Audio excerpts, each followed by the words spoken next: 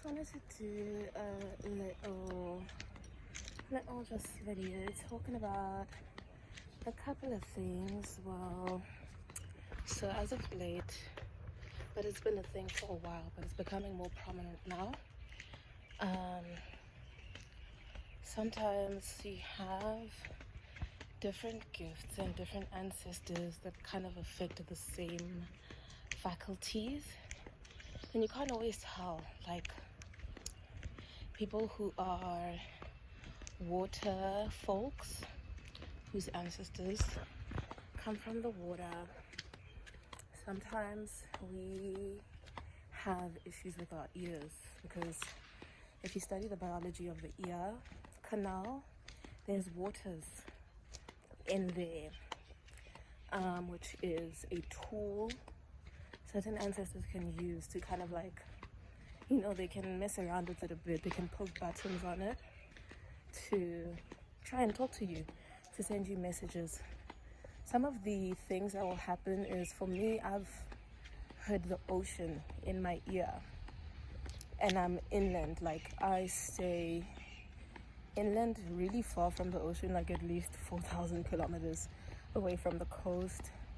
And sometimes when I'm just sitting, I'll either hear the ocean like a churning, like wow, wow, wow, wow, wow, wow, wow, right?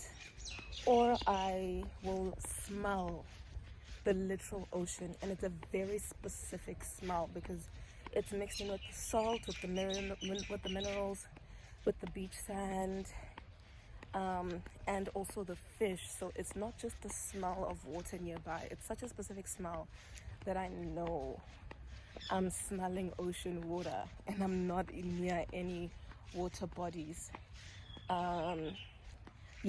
Feel that.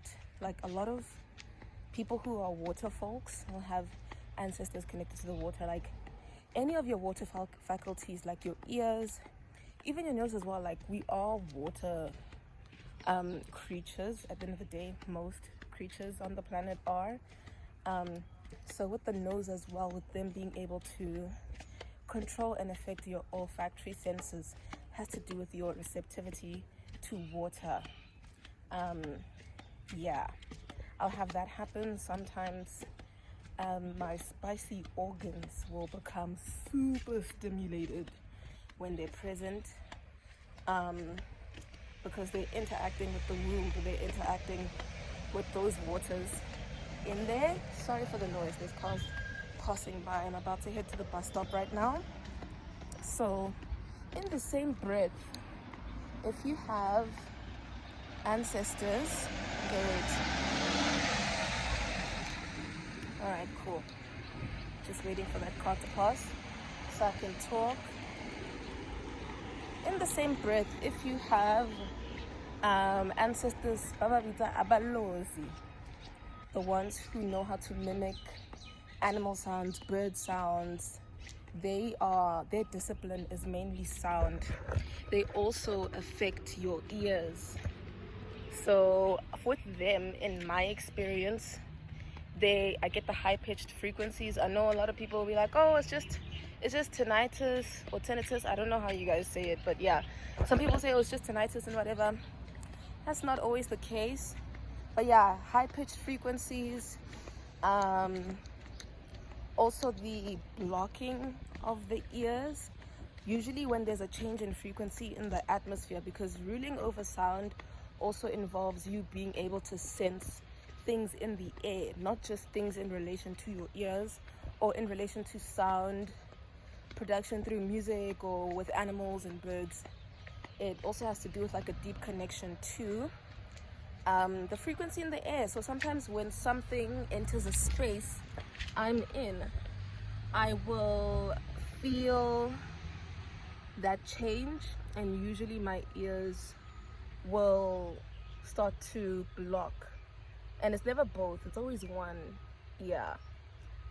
And also what I've noticed, I don't know if it's, I want to put my phone down, I don't know if it's all ancestors, but I know for me, no matter how much I try to, let me put my bag here so my phone can be stable, because this bench is quite slippery. What I've noticed is sometimes the spirits around me don't like when I wear earrings. Like, I'm actually trying to kind of get into the habit of wearing earrings now, but I've found that when I wear earrings, as soon as I take them off, my ears get so irritated. I don't experience, like, these piercings, I got them when I was a baby, so I don't have any keloids. I haven't experienced like piercing rejection, which is something I'm kind of like cautious of. I'm wary of it, wanting new, more funky ear piercings. But I know when I take my earrings off,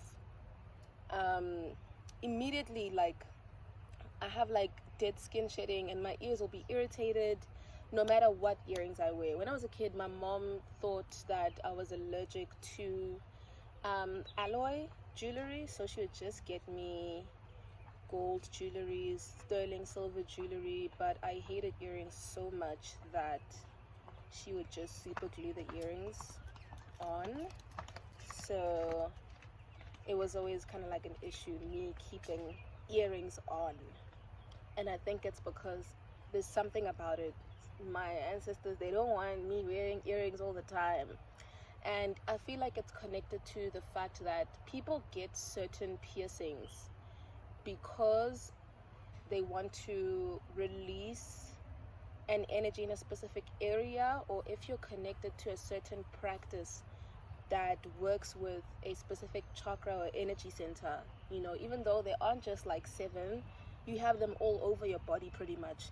If there's a place where a lot of energy gathers there, people actually, in spiritual practices, right, this is not a formal or medical thing, even though I know that some people get certain piercings to relieve themselves of migraines. In the spiritual practice, you get piercings to relieve yourself of a lot of energy coming through a certain part of the body, pretty much. So yeah, I feel like that might be related to not being able to wear jewelry. Yeah, I feel like it might be related, because sometimes you'll get pierced. Like, I've gotten piercings where eventually they got old, not only because I wasn't feeling them anymore, but there was something about certain parts of the body that have piercings being vulnerable to certain spirits. Like, I know in Indo-Asian practices, I think specifically Hindi, I'll do a long form video discussing some of the history behind piercings and tattoos. But in Indo-Asian spiritual cultures, people would pierce and wear certain types of metals to attract or keep away certain spirits. Like, I know it's a universal law that gold helps with keeping evil spirits away. I've seen this a lot. I know in the Indo-Asian culture, they say they wore earrings on their ears to specifically keep spirits away from their ears, to prevent them from whispering, because I think that was a lot more common.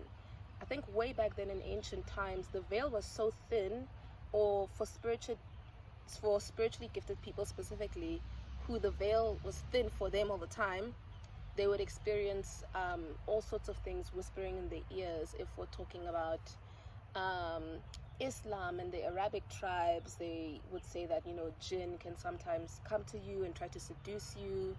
Jinn are known to enter through the belly button. I learned about this from another spiritual creator on TikTok.